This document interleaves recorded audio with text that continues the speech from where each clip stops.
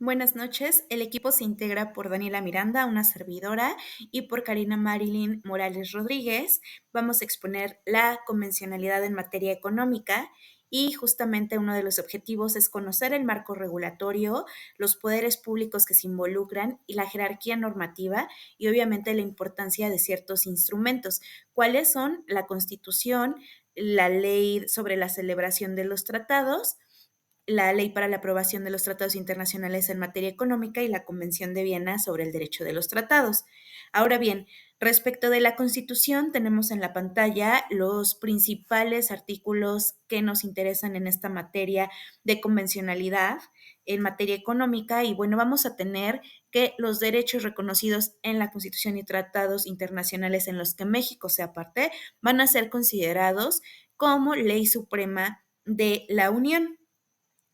Esto es muy importante porque a partir de la reforma de 2011 se crea este control difuso de convencionalidad, donde trae ciertas reformas. Aparte, se crea el principio pro persona en el que todo tratado y toda ley va a ser interpretado en el mayor beneficio de las personas. Es muy importante considerar que no se autoriza celebrar tratados ni convenios que alteren los derechos humanos. Y bueno, es súper importante recalcar que es una facultad exclusiva del presidente celebrar los tratados, pero de aprobar los mismos es del Senado. Ahora bien, vamos a ver de manera muy general la importancia de la ley sobre celebración de los tratados. En este es muy importante porque se define justamente qué es un tratado y es un convenio, ¿no? Que es regido por el derecho internacional y que es reconocido como ley suprema, como lo acabamos de ver, en el que participan, en este caso, el gobierno mexicano y uno o varios sujetos del derecho internacional público. También reconocen los mecanismos de solución de controversias, lo cual es sumamente importante. ¿Por qué? Porque va a traer acarreado ciertos principios a tener que respetar, como es el principio de reciprocidad internacional, el garantizar una imparcialidad y aparte una garantía de audiencia.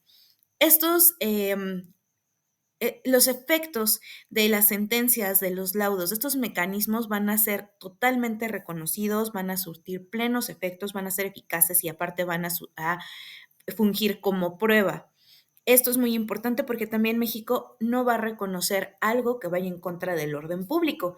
Y esto nos lleva a la ley para la aprobación de los tratados internacionales en materia económica, que como de su nombre se puede desprender, tiene como principal objetivo aprobar tratados que vayan en favor de la población mexicana, que se aprovechen los recursos, que haga nuestro país mucho más competitivo, que integre la economía y, bueno, reglamenta en esta ley las facultades del Senado de requerir información a servidores sobre la negociación y celebración de los tratados. Estos tratados es importantísimo que vaya ad hoc a la Constitución y lo vamos a ver más adelante con los tratados autoaplicativos y heteroaplicativos. Pero es muy importante resaltar que siempre se tiene que dar la debida justificación y explicación cómo va a afectar las leyes, qué se va a hacer para cumplirlos, las reservas de los Estados miembros. Ahora bien, en la Convención de Viena sobre Derechos de los Tratados tenemos puntos muy importantes y entre los más relevantes es que se reconoce el principio pacta sunt servanda y el de buena fe. Asimismo, es muy importante resaltar que no se va a poder invocar al derecho interno para justificar el incumplimiento de un tratado. Y otra cosa muy importante es que son nulos los tratados que estén en oposición al jus cogens y esto es que esté en una oposición a una norma imperativa de derecho internacional que está generalmente aceptada y reconocida por la comunidad internacional. Ahora bien, esto nos lleva a hablar de los tratados autoaplicativos y heteroaplicativos. Como su nombre lo indica, el autoaplicativo es directo, autónomo a su aplicación y no requiere de un acto legislativo posterior para que se reconozcan las obligaciones del tratado en el derecho interno. Por ejemplo, la Convención Americana sobre Derechos Humanos. Ahora bien, el heteroaplicativo funge diferente porque es una aplicación indirecta, heterónoma y que requiere un acto legislativo posterior o complementario en el que establezca y se integren las obligaciones en nuestro derecho interno. ¿no? Que incluso en la misma redacción se puede desprender, por ejemplo, la Convención de Palermo. Y finalmente esto nos lleva a un principio importantísimo en tratados comerciales. ¿Por qué? Porque el principio de reserva de ley va a traer como consecuencia inminente que no haya posibilidad de que un tratado internacional incorpore un delito o una contribución, mucho menos de aplicación directa. ¿Por qué? Porque es una facultad exclusiva de nuestro Congreso, del Poder Legislativo, crear contribuciones, ¿no? El 31 fracción cuarta de la Constitución te indica este apartado donde el compromiso internacional puede acarrear una reforma nacional, pero justo la reforma o la adición de la ley es lo que va a crear la contribución, no de la firma del tratado o su ratificación, así también con los delitos, ¿no? En el que finalmente tanto la Convención de Viena como la Constitución no autorizan la celebración de tratados que vayan en su contra y mucho menos que vayan en contra del Ius Cogens. Dicho lo anterior, se procede a responder la siguiente interrogante en materia de control difuso, y es si este control difuso contenido en el artículo 133 constitucional en favor de los jueces locales versa únicamente sobre tratados en materia de derechos humanos para entender el artículo primero, o si también es posible que esa atribución se pueda aplicar cuando una norma local contraviene un tratado internacional en materia económica. Pues la respuesta es que sí, este control difuso puede ser extensivo a los tratados en materia económica, pues el artículo 133 constitucional no es excluyente de esta materia económica, por lo tanto puede aplicarse a ella. Asimismo, el artículo 21 de la Convención Americana de Derechos Humanos señala el derecho a la propiedad privada, lo cual abonaría a considerar que este derecho a administrar y tener bienes debe ser protegido a la par a otros derechos contenidos en tratados internacionales que versen únicamente sobre derechos humanos.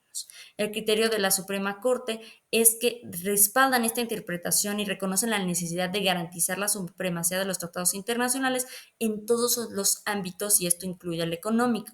Este enfoque refleja la importancia de armonizar el orden jurídico interno con las obligaciones internacionales del Estado mexicano. Igualmente, en la jurisprudencia 4.2o-a de la 10ª época de la Suprema Corte establece que los tratados internacionales en materia económica forman parte de este orden jurídico mexicano y tienen jerarquía constitucional. Por lo tanto, las normas locales que contradigan dichos tratados pueden ser invalidadas por los jueces locales mediante el control difuso de la constitucionalidad.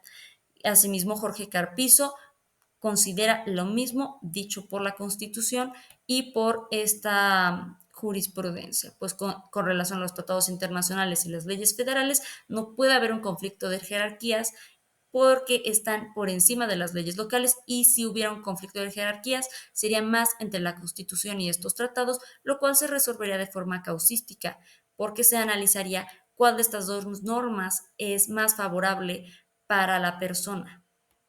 Ahora, en cuanto al incumplimiento en materia económica, esto nos da la interrogante: ¿puede México alegar una contradicción del sistema convencional económico con el sistema normativo interno para incumplir con sus obligaciones internacionales en esta materia? La respuesta es que no. México no podría alegar una contradicción de estos sistemas simple y llanamente, pues al ratificar el tratado internacional se obliga a su cumplimiento de acuerdo con el artículo 133 de la Constitución y el artículo 27 de la Convención de Viena sobre los tratados, lo que significa que deben prevalecer estos tratados por sobre las leyes locales. Por lo tanto, México está obligado a cumplir su compromiso.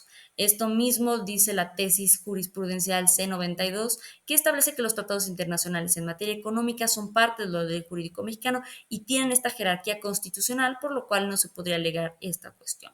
Sin embargo, la opinión consultiva OC 14.9 de la Corte Interamericana de Derechos Humanos, y conforme a lo planteado por Becerra Ramírez, nos quiere dar a entender que, aunque existe esta jerarquía normativa, también existe este artículo 69 de la Convención de Viena sobre los tratados, que permite una brecha entre esta obligación y la existencia de una cláusula de exclusión que permita a los estados este incumplimiento, pero solamente si existe esta cláusula y ha sido presentada con anterioridad, podría invalidar las leyes internas.